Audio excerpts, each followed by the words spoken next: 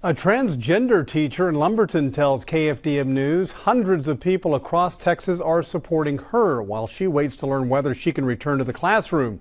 The teacher says the district has suspended her, and the superintendent says during a Thursday night board meeting he will make recommendations to the school board about her job status. KFDM's Rangel is investigating the legal issues surrounding her case. Lumberton Intermediate is where Laura Jane Klug was substitute teaching when she first learned her transgender status might be a problem to the district. She says Thursday a student complained to her parents saying Klug was a distraction. Klug says she was told her job is on the line. Texas is an at-will state, meaning an employer can fire an employee for any reason or for no reason, so long as it's not discriminatory. Beaumont attorney David Barlow says if Klug loses her job, the district could face legal action. This is a very complicated issue. The part of whether they're going to, if they terminate her based on the fact that she was a man and now a woman, I think clearly that's discriminatory because they're firing her specifically because of her gender. Parents we've spoken with say their major concern is not Klug's sexual orientation, but the distraction they tell us she's causing fifth graders.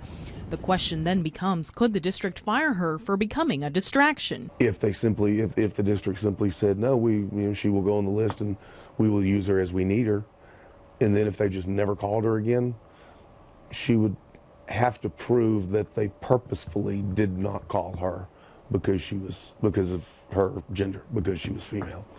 And that, even though that may be what happened, that'd be difficult for her to prove. We checked in the Lumberton ISD employee handbook, and inside there is a policy that clearly states that Lumberton ISD does not discriminate against any employee or applicant, including their race, color, religion, sex, or even genetic information. But will that hold up in court? If someone was terminated based on that,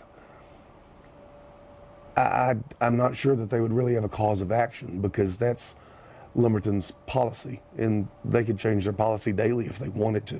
Barlow says if a district is to face legal action in such a case, it's likely to come in federal court. Complicated issues that go beyond Jane Klug. She wasn't born a woman, but she's a woman now, but we fired her based on her sex. Well, what happens when the next person who was born a woman and is still a woman and they fire her based on her sex? Or the man who was born a man and is still a man, and they fired him because we've got too many men. I think it's a slippery slope.